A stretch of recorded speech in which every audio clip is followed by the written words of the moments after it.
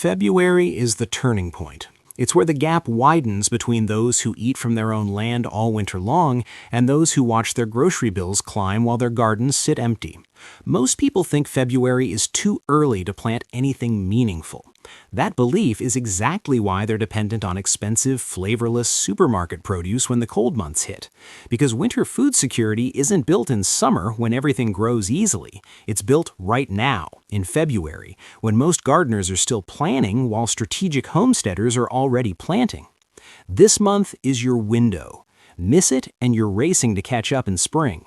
Use it right and you'll have fresh, nutrient-dense food coming out of your garden when your neighbors are complaining about the cost of organic kale.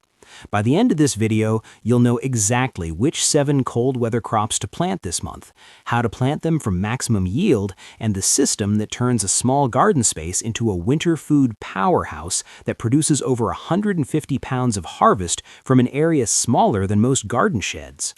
Before we go any further, if you're serious about year-round food production and building a resilient homestead garden, hit that subscribe button and turn on notifications. We're Sproutcycle Garden, and we're here to help you grow food that actually feeds your family, not just looks pretty in summer. Now let's get into it. February planting runs on 4 parallel tracks. Most gardeners only use one, and that's why they have gaps. Track 1, direct sow hardy crops, your foundation. Track 2, indoor seed starts, your 4 to 6 week advantage. Track 3, storage builders, your winter food insurance. Track 4, succession crops, what keeps harvest coming without gaps. Before you plant anything, answer 5 questions. First, your last frost date. This anchors everything. Second, is your soil workable? A cheap soil thermometer tells you if you're ready. Third, how many hours of sun in February? Less than 6 hours means stick to leafy greens. Fourth, your protection level. Open ground, row covers, or cold frame. This determines what survives. Fifth, in-ground beds, raised beds, or containers. This changes spacing. Don't know your zone? Add protection. A basic cold frame shifts you 2 zones warmer. Protection is strategy, not expense. Let's talk about the 7 crops you need to plant this month. These aren't random vegetables. Each one has a specific job in your winter food system. Kale is your continuous harvest workhorse. This isn't a garnish, this is real food.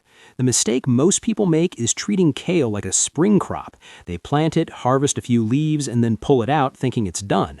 That's leaving food on the table. A single kale plant, if you harvest it correctly, will produce for 6 to 8 months straight. You never take the central growing point. You only harvest the lower outer leaves, no more than 1/3 of the plant at a time. This keeps the plant growing from the center and turns it into a perpetual food source.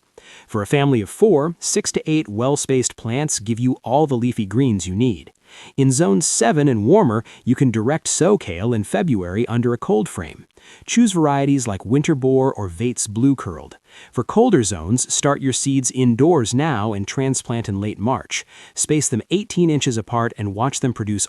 Spinach is your gap filler. It's the sprint crop of the cold weather garden.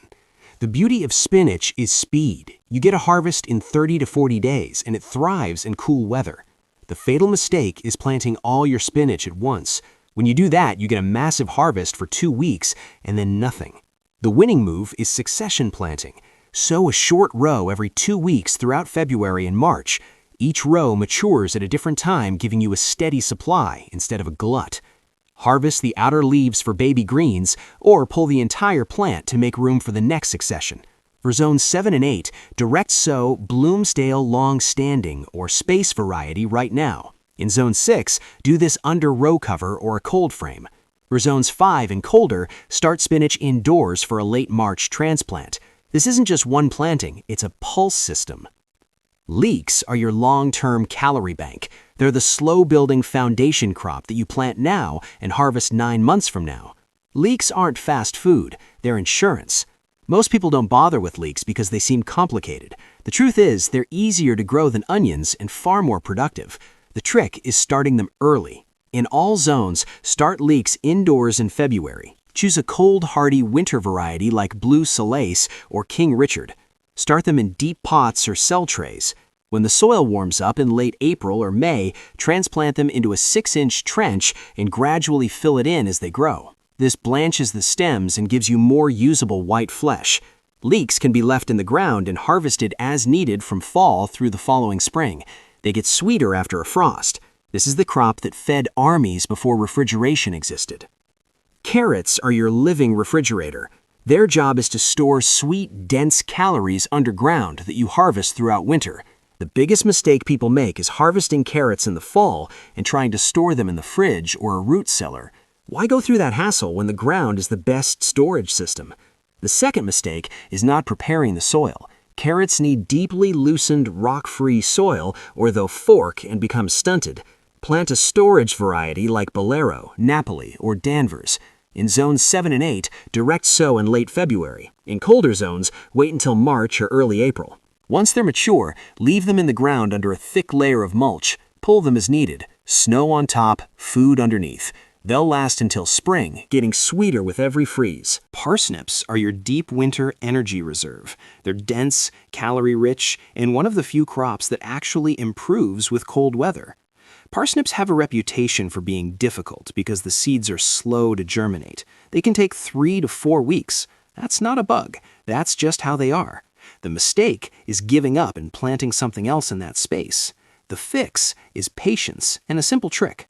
When you sow parsnips, sow radish seeds in the same row. The radishes germinate fast, mark the row, and break up the soil crust for the slower parsnips. By the time the parsnips are up, you've already harvested the radishes. In zones 7 and 8, direct sow a variety like Hollow Crown in February. In colder zones, wait until March. Like carrots, parsnips are stored in the ground and harvested throughout winter. Their flavor isn't fully developed until they've been through several hard frosts. That's when they convert starches to sugars and become sweet and nutty. Brussels sprouts are your vertical calorie system. One stalk produces dozens of nutrient-dense buds. The mistake most people make is planting Brussels sprouts too late. They need a long, cool growing season, which means a February start indoors is essential in all zones. The second mistake is not topping the plant. If you don't remove the top growing point in late summer, the sprouts stay small and loose. In February, start a variety like Long Island Improved or Diablo indoors. Transplant them in April with at least 2 feet between plants. In late summer, cut off the top 6 inches of the plant. This redirects energy into the developing sprouts. Harvest from the bottom of the stalk upward as they mature. They can be harvested over several weeks, and the flavor gets better after frost. Storage cabbage is your time capsule of food. It's a dense head of calories and nutrients that you harvest once in fall and eat all winter without refrigeration or canning. The fatal error is choosing the wrong variety. A summer cabbage will not store. You need a variety specifically bred for storage, like Danish ballhead, January king, or late flat Dutch. The second error is harvesting too early. Wait until after a few light frosts. The cold firms up the heads and improves the flavor. When you harvest, pull up the entire plant, roots and all. Hang it upside down in a cool, dark, humid space like a basement or garage. The outer leaves form a protective wrapper, and the head will stay fresh for 4 to 6 months.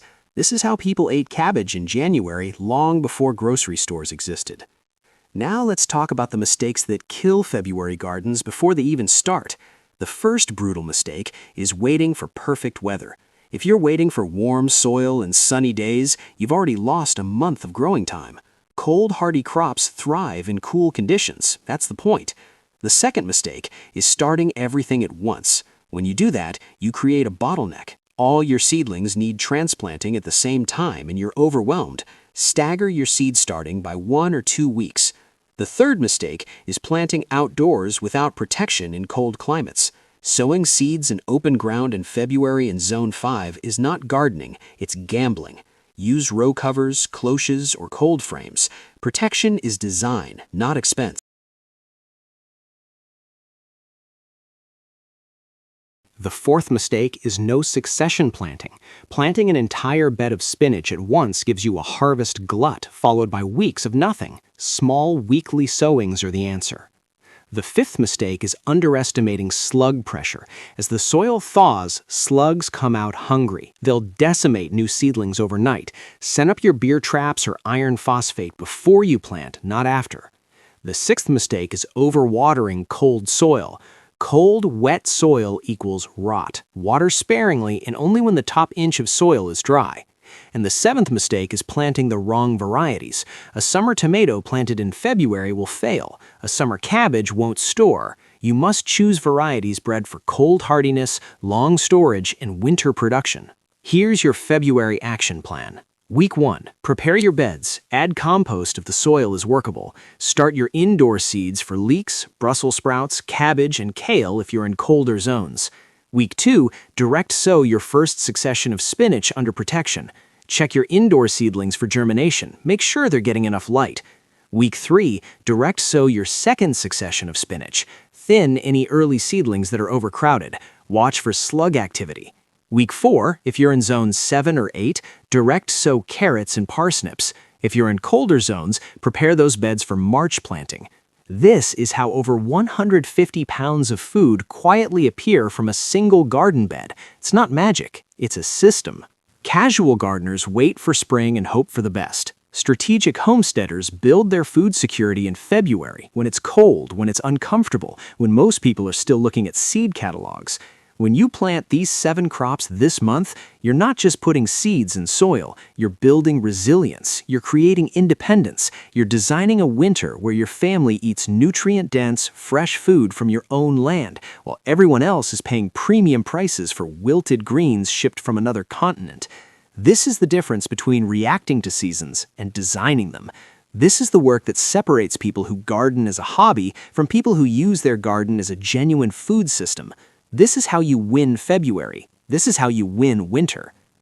If this video helped you see February differently, do me a favor. Hit that like button, subscribe to Sproutcycle Garden, and turn on notifications so you don't miss the next one. We're building a community of people who grow real food, not just pretty flowers. Drop a comment and let me know which of these 7 crops you're planting first. Let's build food security together.